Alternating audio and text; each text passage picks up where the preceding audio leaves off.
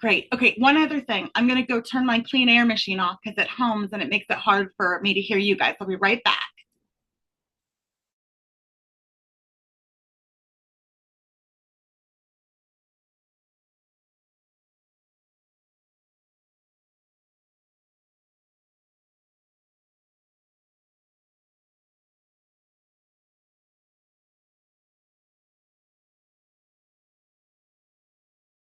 There we go.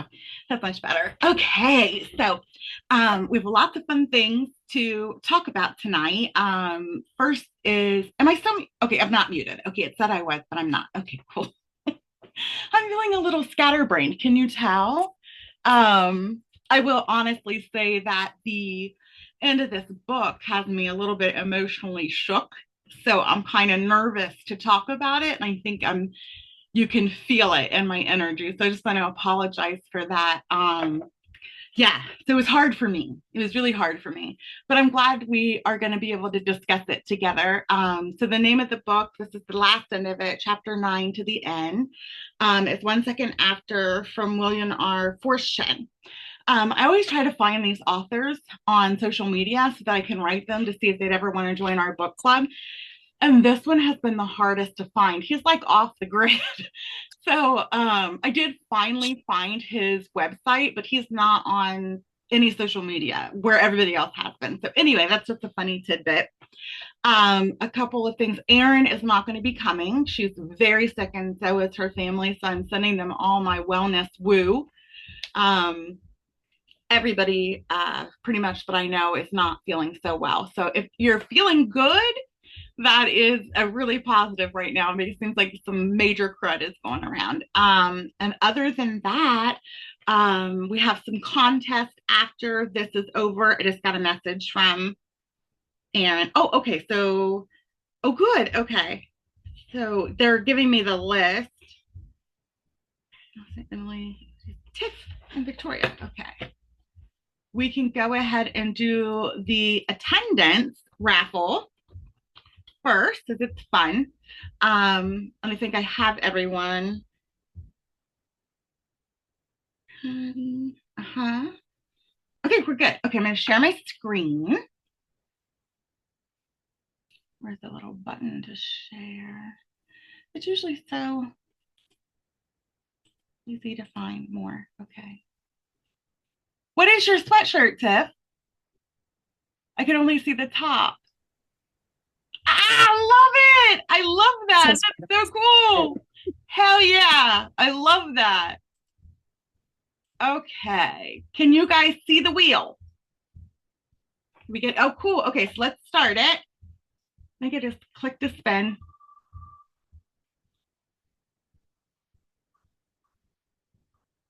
Of course it's bad. Win every time. Ah, yay! That's so cool. I am not shocked by that. You really need to go to the casino. You will get your pick of any merch that you want. So there's all kinds of new merch. So you can just send me a message. Okay, thank you. Yeah, browse, figure out what you want, send the size and what you want. So we're gonna just get started. I guess the only other thing is maybe some deep breaths going into this, kind of giving a little bit of a trigger warning for people who are just randomly stumbling upon this video, that we're going to be talking about some really hard stuff that involves animal and children death. I think that is good enough. Is that okay with you guys? Do you think I need any other trigger warning here? That's okay. Okay. So I wanted to just try a little bit of a different format this time and ask you all um, what's going through your head and your heart starting out just thinking about what it feels like to have finished this book. And in the second turn of that, these have three more, I believe, or two more. Will you be continuing the series or are you done? And we'll start with are we over? No, we are just at 9. Victoria, we'll start with you. So I'm definitely interested in the other books after this and put them on my like TBR for like just later perusal.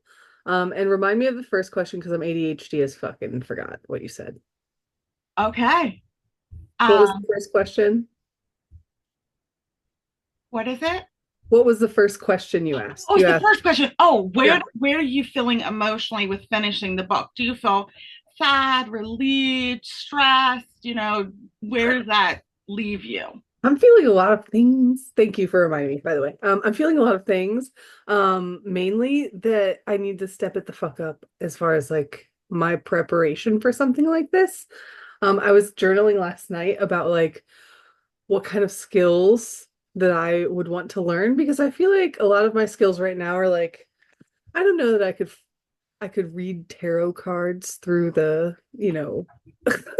revolution. I'm not sure if that would sustain me. But like I would love to pick up other skills like sewing or like I can knit, but like would love to learn how to like make clothes with that. So like yeah, it has me like firing up ADHD style of like, oh, I feel new like just like crazy interest loading. So we'll see. Um, and yeah, I definitely want to like up our, I guess, like preparation materials for something like this to happen, or at least just like having more of a like if shit hits the fan pile, you know what I I mean, felt that. going for us. So, um, I really like, yeah, end of the book was very, I'm glad I listened to it at like faster speed because like I don't know that I could have listened to it at 1x and just been like, and the hits keep coming. So for me, listening to it on like a quicker speed like kept me out of the full immersion of what being read this book has been like. But yeah, definitely feeling a lot. And the scariest bit of it all is like that I'd be preparing for something very real and very like this is able to happen at any given time. So Everything you said is super relatable for me as well. So I wanted everyone to kind of give where they're feeling right now before we get into like the nitty gritty of it, just so that we can kind of let out any pent up energy. So we'll move on to Tiff and see how where you're at with it and how you're feeling, and will you continue on with the series? Yeah, can you guys hear me okay? Mm-hmm. Okay, cool. I put my headphones on, but airports are loud as hell, so just in case. Um, yeah, for me, like I'm kind of curious about how they decide to go about rebuilding things and like what kind of government they put in place. I suspect it'll be similar to like what our democracy looks like now, just because of his military background and stuff like that. So yeah, I think I would be interested in reading the rest of them. Um, yeah, I agree with you, Victoria. I have a lot of work to do. I've started like it took me down a whole rabbit hole. I was like reading all these articles about trying to like survive and what should I have and what's the first thing you should do. So um yeah, I have a lot of preparation to do for that. There's no, and then I started reading all these articles about like just how like horribly the US is like not prepared for if we were going to have an EMP. Like it would just be awful. Um, Yeah. so yeah, that those were quite the rabbit holes after I got done like crying about everything. Me too. That is where my mind went. So instead of, this is probably me deflecting, of course, instead of taking my own responsibility, I did though. Once you posted that little preparedness article, I thought, maybe I should look into how prepared I am. My first instinct was, how prepared is the United States for this? So I also found a lot of doom scrolling, basically like not very prepared at all. So yeah, disturbed. Stephanie, how about you? What did you feel? I know you shared with me you did not weep and cry in the way that I did. I was devastated. I don't think I've taken a character in a book in a long time in that way. So I was very emotional and still emotional. So I'm curious how that felt for you and where you are with it. So I don't know why. I mean, it made me sad, but I kept the tears in. Um, I want to continue reading the series though to see what happens. I don't know if maybe I was starting to compartmentalize everything so that I don't have to fully deal with it. Um, but yeah, we're woefully we're unprepared for something like this. And I know I'm definitely unprepared for it because I mean, I'm on a bunch of medication, so uh, I guess the chips will fall where they may. They keep repeating that the people that walked into town, like I last night I re-listened to the book. I did not reread it, but I re-listened it because I wanted to see where they started in juxtaposition to where they ended, just because I wanted a refresher. And it was several times that they had said throughout the book that overweight older people were just like heart attacking out in the streets. And I'm just like, oh dear, I am just totally and utterly screwed at this point. So I get where you're feeling like with the medication thing. I feel that way with my own fitness and health. Now, Patty, you chose this amazing, fascinating book. Um, and I know it was on like your TBR and stuff like that. So for me, and I know you felt really passionate about it last week. And as a mother, oh, you got your cozy corner on. Is that it? I love that. I love that. I'm real curious to see where you're at now. Okay, you guys, so I can truly say, sorry, I had to put a pillow underneath my door. My kids are going fucking nuts out there. This book has changed my life. And I don't mean to be like cliche, but I also started looking at the preparation, but I started looking at it from kind of the inside out. And one of the things that really, really stuck with me is those people having heart attacks from paling a pail of water up a hill, and they just died from it. And I thought, I am woefully out of shape. And so, like, I do have ADHD. So I have those things where I like hyper focus on things and then I let them go. And I'm really, really hoping that this isn't one. But I've started actually a personal health journey. And I've started taking better care of my teeth. I've started taking better care of myself. I'm starting to like pay attention. I've been to the gym every fucking day since we started this book. And I feel really good. I feel really excited just because like I know at the end of the day, like I might not be able to afford to go and buy a Jace case. I might not be able to afford to go Faraday cage some electronics, but I can afford to spend, 30 minutes on a bike at a gym that I've had a membership for almost a year and been to maybe 6 times before this. And I was just like, you know what? Like if I can't afford to do that part, I can afford to, work on myself first and then, maybe get little things here and there down the road. So I feel like really excited. Now, as for the book, that's the main thing I've been clinging on to is those poor people just trying to do their daily things and just fucking dying. I did put a hold on the second one. But it's like a 12-week wait. So, and that's what I've been doing. I've been listening to it as I ride the exercise bike. I do it on my lunch break and I'm feeling like really happy. I'm feeling really good, but like, it's like one of those things where I look at my own daughter and she, the doctor told me that she's overweight and she's on her way to getting diabetes. And so not only is this like a journey where I'm learning to read calories for myself, I'm learning to read them for my whole family. I'm learning, how to make those healthier decisions so that my daughter doesn't have to. I don't really know how diabetes works. I don't know if it's like one of those things where you have it as you're born and that's one, and then if you get it, that's type 2. I don't know. Otherwise, I know that in any situation, whether it be now or in the end of the world, I would rather my daughter not have that. So we are making healthier decisions as a family because of this book.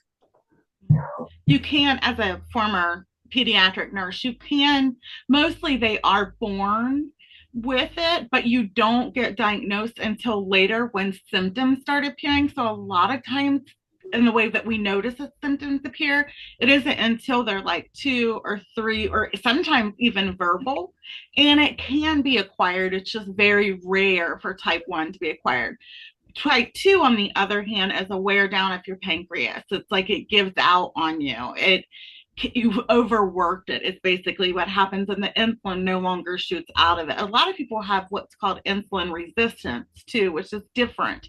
Your body doesn't absorb insulin in the way it's supposed to. So there's a lot of different ways that it can be treated and looked at. And the really cool news is absence of an apocalypse, there's some new amazing medications and things for children that make it so diabetes doesn't affect them in the way that it would somebody else. Like there's pumps and congenital glucose monitors. I have one myself.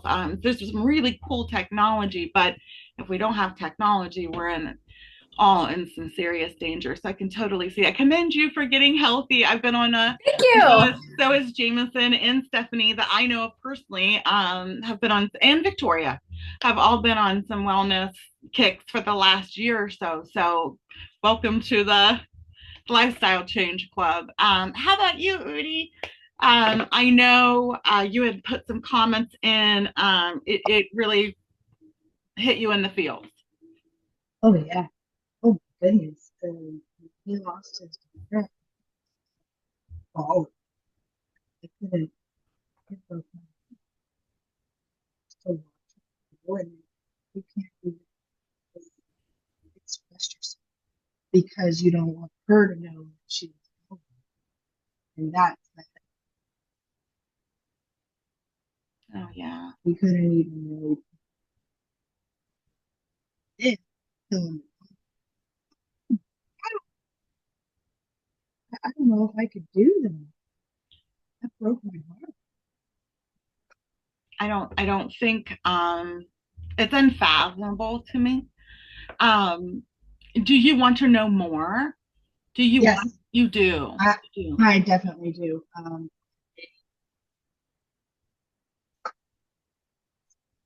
My aunt won't. She's read pretty much one. hmm She goes, you need to keep reading it. Yeah, yeah. I'm not sure. Hopefully.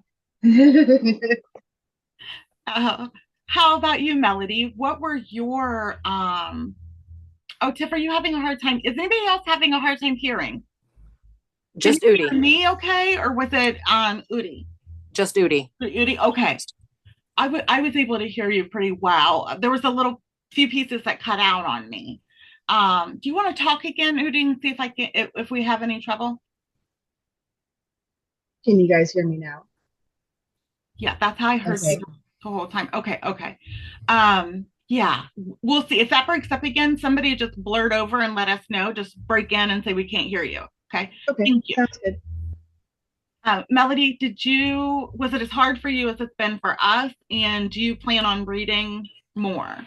I've actually read the first three books. There's four. The fourth one just came out last year.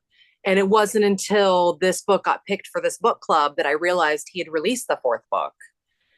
I first read this book, God, it was probably like 7 years ago.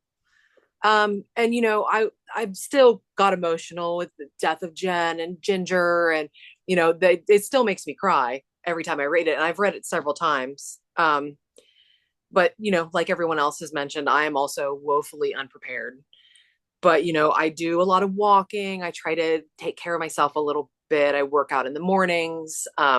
So as far as health wise, I feel like I might have a little bit of an edge there. But other than that, like I think it's someone was talking about, having the Jace case and things like that. I don't have anything like that. I mean, I'm lucky to have like a first aid kit with some band-aids and not a lot of survival skills. I should have many more than I think I realize as working in the medical field for so long. But I left for a traumatizing reason during COVID with the babies passing away at Children's Hospital. And so I think I've kind of like compartmentalized my nursing training. And so now anytime anything happens that I should be able to assess and triage, I just instantly go into a dissociative state of staring at the wall. So I understand, like I barely have a first aid kit that's the way that it should be at this point. I really don't know if I could even, I think after like a week of knowing the electric wasn't coming back and what we were facing, I would just be like, look, I don't know mentally or physically if I want to endure the pain of surviving this. For me, Yeah. And I hate that. It seems like that's always my answer to you guys. Every time we read one of these really bad books, it's always like, I'm tapping out first thing. I'm the first one to go. But I just don't know about the suffering. This has been it for me was the most intense suffering.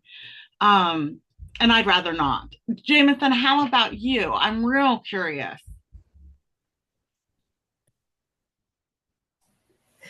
Um, I probably shouldn't have read the end of it right before this. Although I assumed that it was headed in that direction. But like 20 minutes ago, I was crying. So, um, I feel like as far as like having things, I am as unprepared as anyone else. Like I always thought like all these prepper people, I'm like, that's kind of silly. It's probably not silly. But my luck, someone would just steal all the stuff that I had collected, and then I would be back to the beginning anyway. I do feel like this is why I do CrossFit though. Like I've always said, like, I don't know what I'm training for, but I hope it never happens. Now I know. I still hope it doesn't happen, but at least that's, I have some idea now. Um,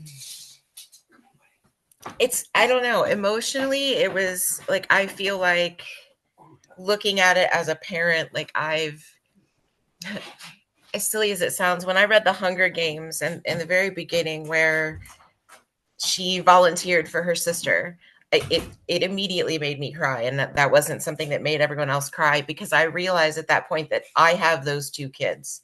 I have the one that absolutely will not make it. They would not want to. They are like you, like, mom, I'm out, I can't do this. And the other one is a fighter, and they would be right there like, we're doing this, we're going to rebuild this. They have all the hope in the world. And like as a mom, that was hard. I was like, man, I don't want to have to look at my kid and be like, I understand, I get it, but it was hard. It is so hard. It is so hard. The decisions that they were forced to make for me was the most painful. I just don't like being cornered into a no win-win, where you have to choose the less of two evils. That's tough for me. And I also, so I'm definitely a prim, and I have a cousin who's like this sister who is definitely like Katniss, and she would do this. So it was really hard for me to, it hit me hard too. I'm just fragile. I'm like a canary in a coal mine. I know I'm going to drop. So it's like, I'll tap out now. Emily, I know you are a resident prepper. You are you protect yourself, you make sure that you're okay, you have a homestead where you can provide at least chickens, I know that part. So you would have a source of food for a certain amount of time. I'm curious, did the ending hit you as hard as it did us? And do you want to continue reading them? So I already added the other books to my TBR. So I did that at the end of our last section. Um yeah, so the last section is a rough one. I tend to be able to keep with film and books, I tend to kind of be able to keep my emotions a little bit in check, just because I have that thought process of, I know that this is fiction. This one though was a little bit difficult because I know that it is definitely a possibility, something that we have planned for many years.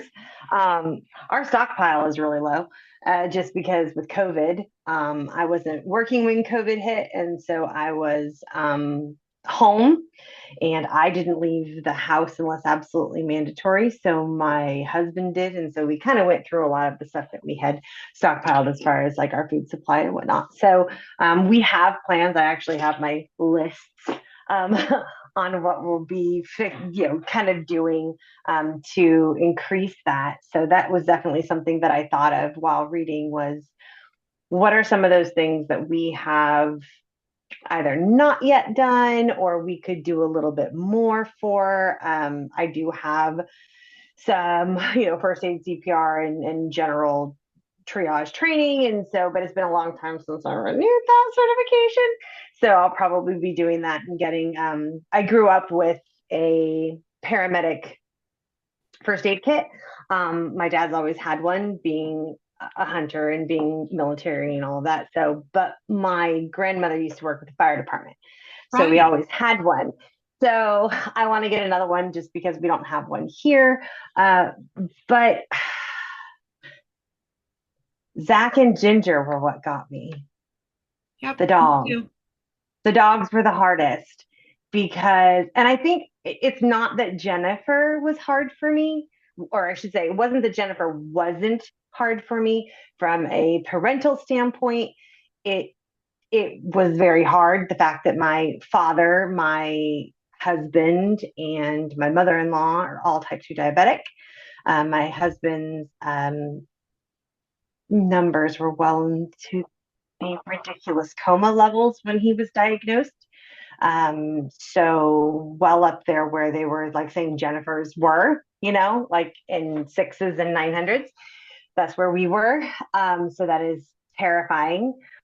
Because without that medication, like he's not dependent on insulin, neither is my father and my mother-in-law, but they're on other medications for the diabetes. And so my husband, if he doesn't take that medication, even though I do all of the cooking, and so, and I've lost 75 pounds and still dropping, but the way that we eat is very healthy and very thought out, and what's not going to spike sugars, and whether or not it's, a low GI and all that fun stuff you have to learn. It's not manageable without the medication.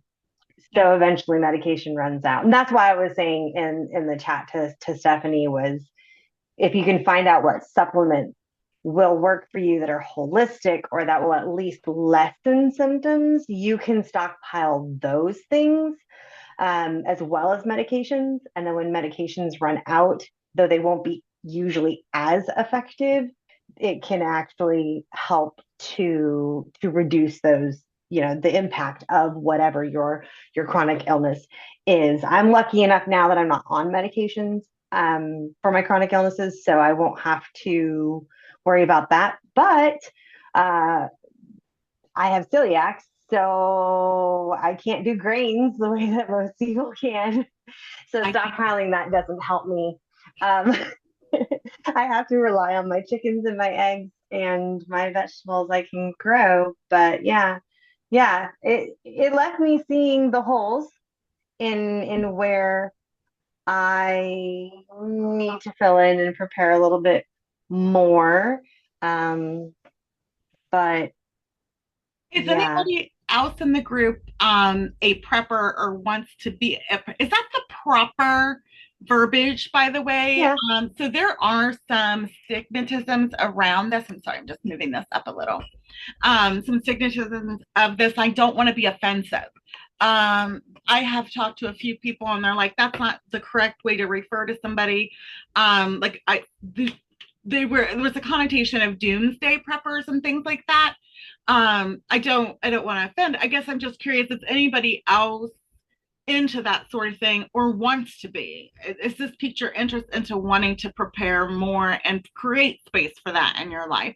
Or do you feel, as Jameson did, and similar to myself, of, yeah, I'm feeling like this is probably a waste of my time because I am so vulnerable. It'll either be taken from me or I'm not going to be able to employ it properly. So I was just curious if anybody else is kind of in that space and wants to start preparing in that way. Anybody? Okay. So my question for you, Emily, is to finalize, conclude what you're saying. What is it in you? First of all, kudos to the no medicine thing. Big life change with the gastric bypass and whatever. I mean, it's beautiful to see how healthy you've gotten. But what is it about you or inside you that wants you to be here after an apocalypse? Well, the short version is I've not let anything kill me yet. That should have. So go ahead and take me. Try. I dare you. That's just my attitude on everything is go ahead. I fucking dare you. Wow, that's admirable. That's really good. I just don't want, yeah, we are complete opposites in that way, but that is really amazing. You have to find that spot. right? You have to find that place in that event in your life. It usually happens for everybody at some point where you are seriously faced with the choice of either I shit or get off the pot. Mm-hmm. Mm-hmm. And I hit that point um gosh, 22 years ago. My abusive ex-husband and I separated, and I was left with two children. For those who don't know, my son is autistic. My daughter has ADHD. I'm autistic and have ADHD, and we all have complex PSD from my ex-husband. And so I stared at walls for about 3 days, just comatose. I was 24, and I just kind of decided, okay, my choices are let this kill me because that's what it's going to do, or I can move forward. And so that's what I did. And so that's how I kind of faced everything is this either kills me or I move forward. And so I just find a way through and past and around. I have a lot You to know, I'll learn get from there, you. and you're already doing it because you're looking at the bariatric surgery. So. I just have a lot to learn. And actually, Patty relates to you a lot too. It's really cool. I just wanted to hear that from you because I don't know anybody else personally that is passionate about it. And I kind of was just really curious where that came from. So thank you so much for sharing. And then we're going to start with back at Victoria and talk about the big elephant in the room, I guess is what it is so the first thing is Jennifer. Um, so last week I asked you guys thumbs up or thumbs down, and I was a definite thumbs down. As a nurse, I knew she was going to expire. Um, so with that, there's a lot of questions. So we'll just start with the first one. Stephanie had inquired, do you think it was inhumane or less humane to extend her life as long as they did, giving her hope that she might make it? Do you think that she should have, they should have helped her pass on sooner, or been honest with her from the very beginning? And then the other question after Jennifer is, John, do you think you could have kept going on as a father after losing her? Because he took it bad. He took it real bad. Yeah, yeah, absolutely. So can y'all remind me of how old Jennifer was? 11. Oh, okay. She was turning 12. Yeah. Yeah, I felt like it was like 12. 12 was like what was in my head. So thanks for confirming. But so as a diabetic, this one was like really so tough because I'm not insulin dependent. I take metformin, and like even then my sugar is like for the most part like my A1C is a 6 generally. It's very like spot on, you know what I mean? And then like I was saying last year, my doctor was like, oh, there's like medicine for this and like we could do this. And I'm like, I don't know. I'm not ready to talk about this right now. But like after this book, like it has me just kind of realizing like how truly like progressive diabetes is, and like how like you know what I mean, like it's just a slow drain circle if you're like not taking care of yourself and not able to like fully um just like take care of it. So I really feel like if I were in the position of her parent, I would probably, it's the apocalypse, to be quite honest. I would have to be as realistic as I can be and like give not that my kid would like, you know what I mean? I'd take it with a grain of salt, but I feel like give my kid the option of doing what they want to do. And you know what I mean? I'd be very clear that we have finite resources. They are going to run out. These are the very clear like ramifications of that said resource running out. And this is what you will experience once it runs out until your end. And like however you want to end, you know what I mean? Like if I can give you one with dignity, like I will give you one. But again, I feel like I say this so easily because I'm not a parent. I am not, you know what I mean? Like I'm a pet parent, y'all. Like, and I feel like I just don't have the same perspective, right? I have nieces. I love them to death. I would probably, you know what I mean, like give them as much truth and like dignity as I possibly could, like if I were their parent and I had to like parent them through this. And yeah, like if I were the parent, I would probably like, I don't know, I would like really have a hard time keeping going. I would probably react much like, you know what I mean, like he did. Like it was, I don't know. But like I said, I'm not a parent, so but I just imagine like if like these your children like are you, but are of, you know what I mean, like of you, and it's like I just can't imagine losing a child, like truly, like it sounds like the most heartbreaking like thing that like I wouldn't wish on anyone. But if I were the one to have to like make the decision or like, you know what I mean, like present them with the info, I'd be like very realistic and like just serious about it and like honor their wishes as best I could in the circumstances that I have. That's it's like such a tough. I like really had so much empathy for the whole situation because it was just like I don't know what I would do. I don't know what the right thing is here. I don't think there is a right thing. And like that is where my brain has gotten caught up the entire way is like it made me realize like I guess how much I thought like is the right thing to do in a, you know, a crisis is like, well, that's one thing, but then there's like real shit when it happens and like this is the real Exactly. shit. So Mhm. yeah. There's very, very on point with where I'm at. It's so convoluted and so layered. And with somebody who doesn't have a child, it's hard for me to say. I do know my dog, Penelaine, was chronically ill and she almost died 6 times, and I saved her life all 6 times. So, like, I think I would have tried to fight as hard as I could, but I think it was a happy accident, is in a way of that the grandfather passed. And so she was able to say, I don't want to be buried over there. I want to be buried close to you. I think that is like the only silver lining there to how she passed for me personally, Yeah. that she got to be buried near that window with her little rabbit and things. How about you, Tiff? Would you have chosen to be able to continue to go on, or do you feel like the loss of your daughter would have just completely destroyed you, especially after how broken down he was at that point?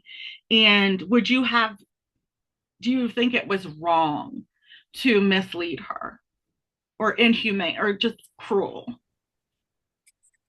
I don't think it was wrong to mislead her. I don't want to say like it was misleading. Like I feel like he really was like holding out hope, and in that situation where nobody really knows anything, like you never know that that military convoy could have pulled up like tomorrow. You know what I mean? And so I think there was a part of him that was like, well, maybe that is going to happen. Um, I He had to go on, right, for his other daughter. So, I think he didn't really have a choice. Like, it was devastating and impacted him greatly. But, he had his other daughter and his grandkid also that were kind of needed him too. So I think that gave him like the reason to like, I still have to go on because I have these other people that are depending on me too. But I also, as somebody that doesn't have kids, like I can't imagine, um like I think about the possibility of like my dog dying and I just immediately start crying. So I Right? can't even imagine what it would be like, and my dog's just looking at me like, what's going on? Like she's like 2 years old. She's good. But yeah, I just can't imagine what it would be like with a kid. So That brings up a really good point that we can discuss in here as well as we go on, the Ginger and Zach deaths and how impactful those were. Those really killed me and hit me so hard, only because my brain was sort of prepared for the death of Jennifer all along. However, the traumatic death of Zach and then having to kill Ginger to feed that, I really cried when Jennifer passed. Just the way it happened, the book they read and everything. But I felt like that was like a slow release for her. Like she would go somewhere better than where she was. But the dogs had me like gut wrenching, crying, hyperventilating, like I cannot believe this is happening type of thing. So maybe that's because I'm a dog owner, like you just said, and they're looking at me like, what the heck's wrong with you? Like, don't ever leave mama. You know what I mean? So I'm curious as what everybody else felt on that part as well. Stephanie, you had actually asked that question about did we feel that it was inhumane or cruel to give her false hope? The whole thing, I mean, Jennifer knew more than they thought she knew. And I wish they would have been upfront with her. Like, Victoria said that she would want to be with her kids. I don't have kids either, and I have or a niece and nephews. And I mean, you would just have to be honest with them, I would think, because you don't know, like Tiff was saying, you don't know when the convoy is going to pull up. You don't know what's going to happen. I mean, even John said that it could last years from the EMP and trying to rebuild. I mean, I understand as a parent, but he did have to go on for his daughter, Elizabeth, and the fact that she was pregnant. But I think, I think the Jennifer thing, reading the book, that got to me too, because I'm like, oh my gosh, she knows what's going on. She's gonna die. I mean, Jennifer, and then Ginger going right after. I didn't cry, but I felt it in my heart. And that's just hard. Yeah. I wish they would have just told Jennifer, because she already knew it. Kids are smarter than they pick up on everything. I had put in the comments that I kind of had that thought as after Zach died and things just kept getting worse. I kind of had the thought of what the mom of the last book had, where she kind of was like, I'm just going to turn the gas on while we're all asleep and be done with this. And then after I said that, I thought, they can't turn the gas on. They don't even have that option. Gas to turn on. And it's just so much despair here. Patty, what are your thoughts, honey? What was your take on it? I know you have more than one child. I have 100 kids, and honestly, I get where everyone is coming from. This is an argument I have with my husband on the daily, but I actually revisit my time at Zulily, and there was someone named Tulia, and she was a trainer, and she said one time to me, does this need to be said right now? And I carry that with me everywhere. I think about it every single day. And my husband, he likes to be, very upfront and real with the children. And sometimes that's scary to them. I think the kindest thing they could have ever done for Jennifer was to continue to lie to her and give her that comfort in her last minutes, because you're telling her, oh, you're going to die. Like, this is what's going to happen. Her last moments on this earth are going to be painful, and they're going to be horrible and sad and full of grief. When, as a parent, I do not feel bad. I would lie my fucking ass off to make sure that my child felt comfortable and safe and warm in my arms until they died. No regrets, nothing at all. And no shade to anyone who feels differently. That's fine. But I know that that's just how I am, and that's who I am as a person. I would have wanted to die, but then I think about little baby Ben, and being a grandfather, how bittersweet is that? You have to go on, and my daughter has her first baby, and that is now my priority. Unfortunately, it's just and then the ginger of it all. I feel like, no, you can't. I love you so much. The ginger of it all, I think it was almost like poetic, because that was her dog. And hey, hang on. Let me just get all these kids out of my room. Go on. Go. Go on. I love you so much. Dogs grieve when they lose their owners. If you have a dog their whole life and then you put them in the shelter, those dogs grieve. Sometimes they starve themselves to death. Now, I'm not saying that I agree that they should have eaten her, but I get why they did. And I'm glad that they waited until after Jennifer died, because that dog would have been just as depressed as John, and she might have withered away to even less and not been a meal at that point. Yeah, I totally agree.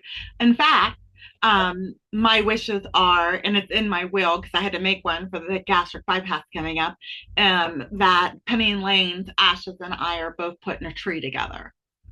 So that was my soul dog. She hit my heart. I wouldn't want to be separated from her. So that part hit me really hard. And I do agree with that. And I will also say there is something to your theory that there's something about placebo of telling somebody you're going to make it versus telling somebody you may have a brutal death. There's a higher chance if you give them, if they can mentally get on board with survival.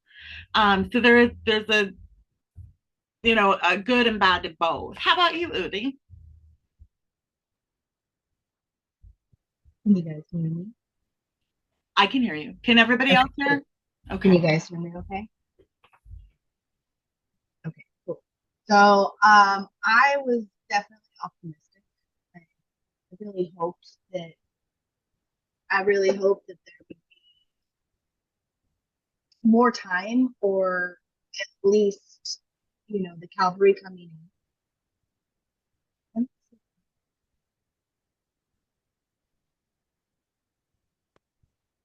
Can you hear me better on that? I Well, hear you better, but you're better. kind of in and out. Okay. It I got wonder what's louder going for on. me. I Uh-huh. wonder what's going on, so I don't know.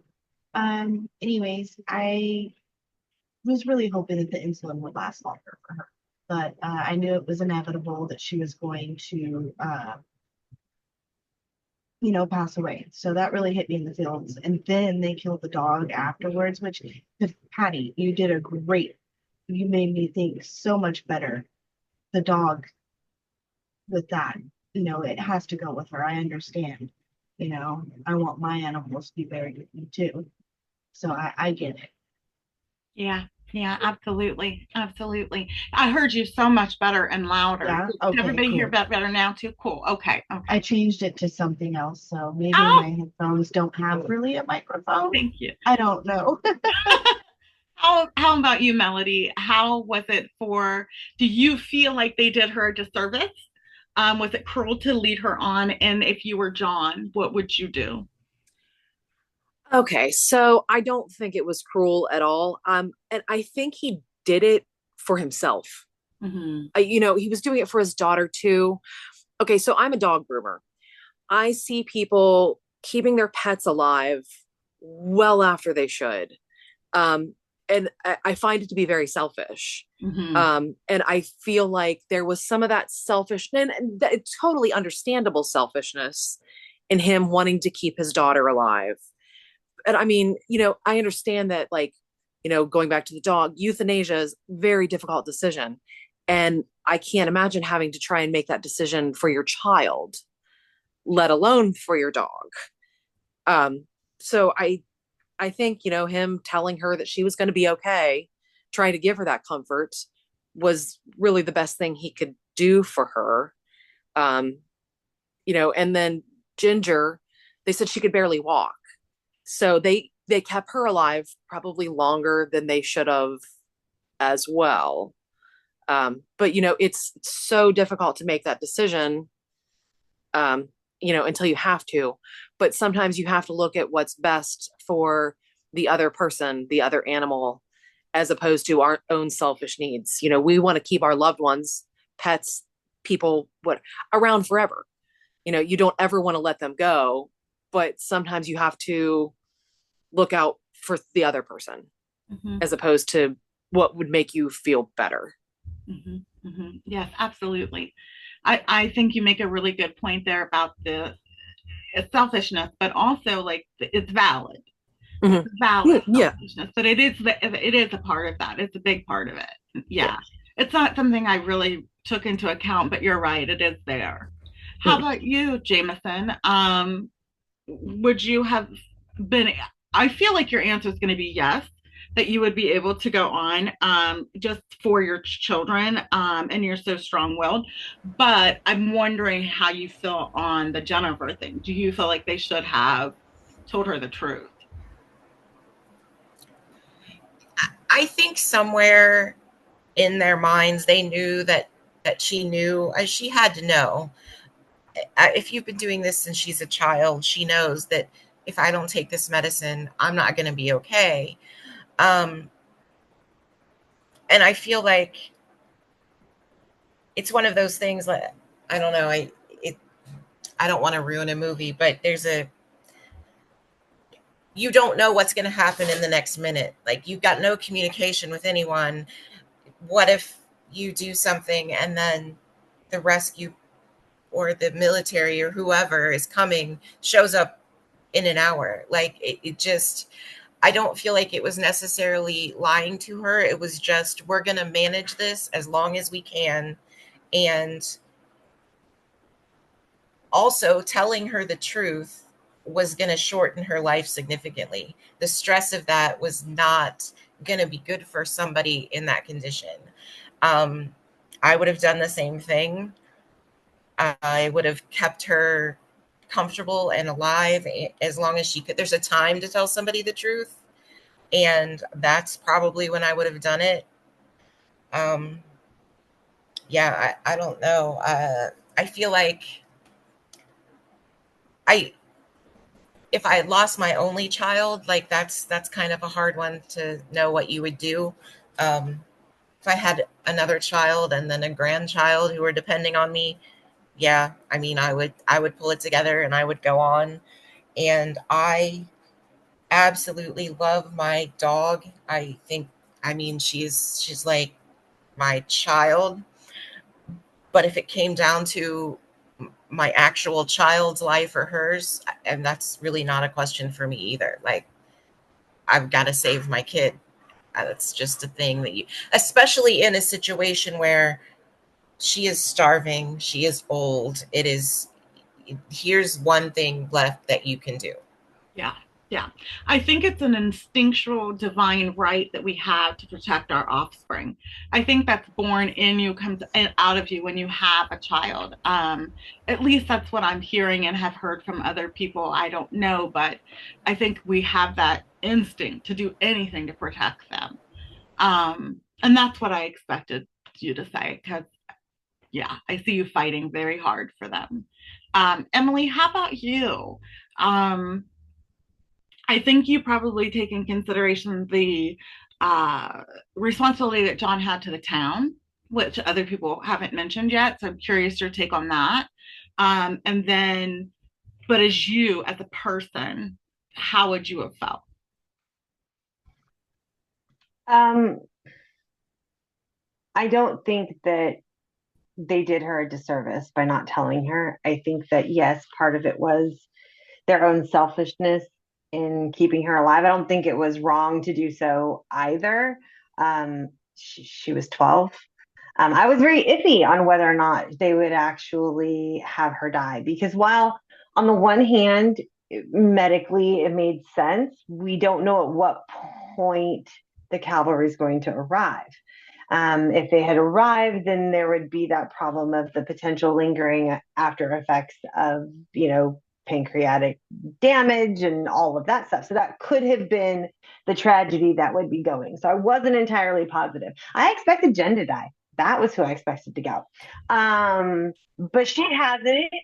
Uh, Michaela shocked me though but I liked how it was written in that, like, you knew they would probably get together, but it just kind of like happened, rather than being this big like romantic line in the plot. So I liked that. But I think that John, his responsibility to the town, is part of what drives him, and I think that that is part of what we see as a military man. But part of it also is that that is his community. So he talks at first about how he was this outsider and how it wasn't his community, how he came back because it was his wife's community. But by the end, he realizes it's his community. He calls them his kids, the students at the college. And I agree, Patty. Ben's death was really hard. That one was a really hard one too. My husband's name is Ben, so that was great. Uh, but yeah, I don't think that it was. I don't think they did her a disservice. I would have done the exact same thing. I would have lied till the cows come home to my child. Partially the placebo effect. I know that a positive mental attitude can improve your outcome greatly. But also, I wouldn't want my child or anybody to die with the fear And so I couldn't have intentionally put her into a coma. I couldn't have given her medication just to make her comatose and let her pass. Like I couldn't. Ginger was really, really hard. I don't know if I could make that decision. I know coming from me, that sounds really weird, but I don't know if I could make the decision to end the life of one of my animals for the purpose of food. I don't know. I've had to make the decision of letting my pets go, going the route of euthanasia or letting them pass it home naturally. My Chihuahua passed away last year in May, and it was in my arms at home. So that was rough. But yeah, I don't know either. I would have 100% lied to her till the end, and I would have. And I think what keeps John going is that devotion to family and to the town that has now become family. Yeah, I agree. I agree. For show and tell, I asked you guys to consider, and this is not children. So let's say that your children get to survive, but everybody else has to go. What adult would you keep with you for something like this, to survive with? And we'll go back to Victoria.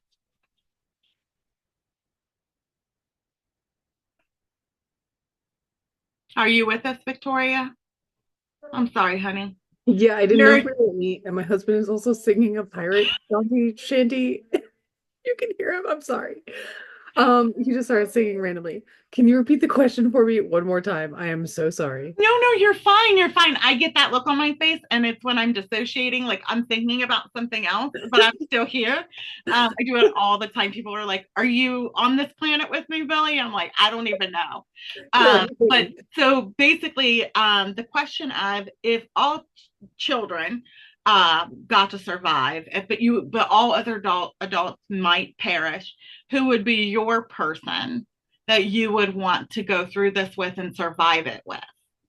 Like your end of the world person. That guy, the guy singing the pirate shanties in the front room. And why is that?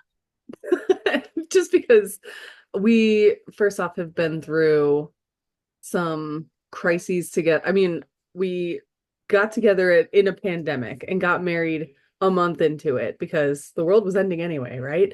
And like, might as well. So truly, I feel like our origins are like steeped in survival and like kind of getting by and like problem solving in unprecedented times.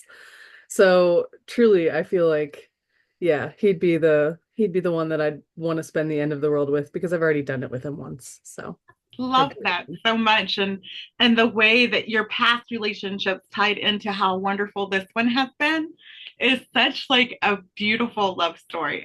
So yeah, I thought you would pick him, but I was curious. How about you, Tiff? I would pick my wife. However, neither of us have survival skills, so I'm not even picking that. Like, it's a totally biased pick. If I was going to pick somebody to survive with, I'd probably pick somebody different because we both would just be like, all right, WTF do we do now? But at least my last few days, I would get to spend with my bestie. So, yeah. Makes total sense. Stephanie, how about you? Would it be Robert? It definitely would be Robert. I'm pretty sure that he would figure out a way for all of us to survive. Yes. In our little group. So, I mean, he has a lot of skills, and if he doesn't know how to do something, he'll figure it out. Mm-hmm. So I definitely want him on my team. And we've been through a lot of stuff together, you know, with my health and everything too. So he's stuck by me, and I'm sticking by him right now too. So he's definitely a survivalist. I would definitely say he's a survivalist. Yeah. How about you, Patty? Maybe my husband. He and we are a really, really good team. I completely, wholly trust in him. Like, I was in the hospital once, and like I had like my blood pressure monitor on it, and it's literally as soon as he walked in the room, it went down. My sister, when she calls, it went up. So we know that it's not going to be her. She stresses me the fuck out. Love her so much. Stresses me the fuck out.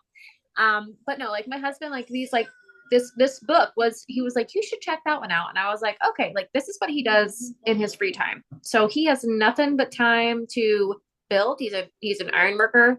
So he's very strong, he's very intelligent, and he is crafty, and he is where I am more optimistic. He is my realist, and he is my anchor. Sometimes he pulls me down too low and I want to punch him in the mouth, but it would be him for sure. I love that. I love that. How about you, Uni? You guys are adorable. Yes, mine would definitely be my husband too. 100%. I mean, I know I would love to have my parents and stuff and go to them, and because they are 110% peppers.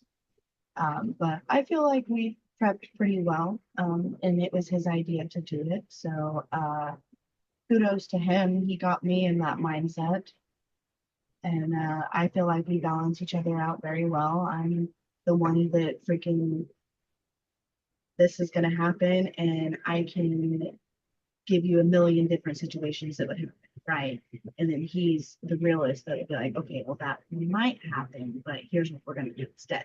So Yeah, I could totally 100% rely on him. I love He'd be that. my person. Yep. And then we would just breed rats for protein.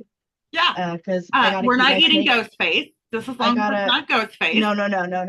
It's gonna skip a generation or two, because it takes a few times for me to not be attached to them, and I gotta keep my snake alive too. So I have to, but I could breed them for protein. That'll be great. Couple generations down the line. I think it's like 21 days is how long their pregnancy is, and they have like this is 8 a to really 10 good babies. argument for me convincing Gwen on getting rats. Like that, we could Yeah, survive see? off of these. We You have these could. for our prepping. Yes. And then you can have chickens for eggs and stuff like that. Yeah. Oh yeah. Oh, We would survive. We got this. I love that. How about you, Melody? Okay, I can't believe nobody's said it yet, but I'm picking Emily. I love No. that. No, I would pick my husband. Not only do I really like spending time with him, he's sometimes the only person I want to be around, but he has some survival skills too. So, he can hunt and fish, and I'm a pretty good cook. I think I could come up with some tasty ways to make rat. Just saying. Yeah, that's great. I love that. I'm so happy that you mentioned Emily. I was thinking Jameson and their CrossFit adventures and how strong they are. Yeah. And I am so weak. I'm like, we and with our brains combined, we could definitely have a chance. How I think about you, this Jameson? Would it be Finn?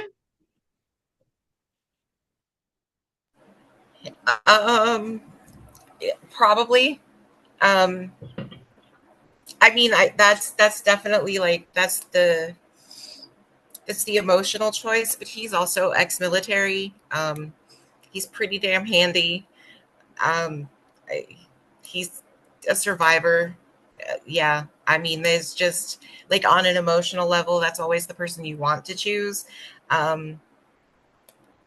But yeah, just from a survival standpoint, yeah, that's a pretty smart choice. Yeah, I agree completely. Yeah. I've actually mentioned that to Finn before. Yep.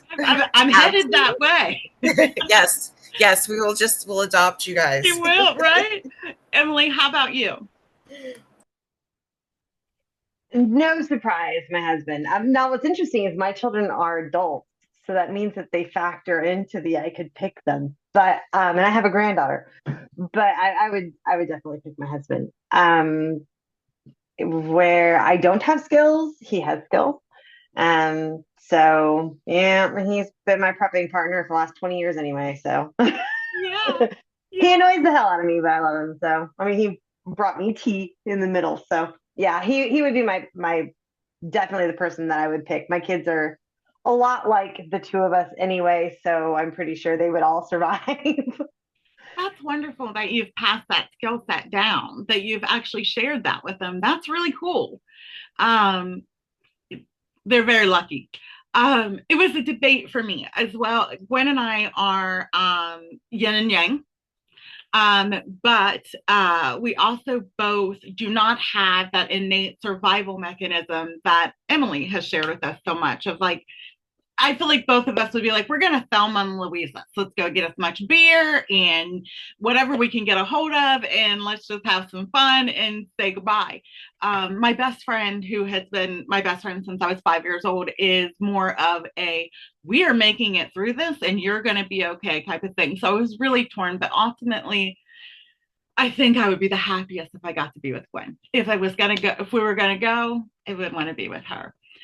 So we have 4 minutes left. I wanted to announce our next book that was wonderfully chosen by Tiff, who is no longer in my little viewfinder, but they did choose The September House from Carissa Orlando.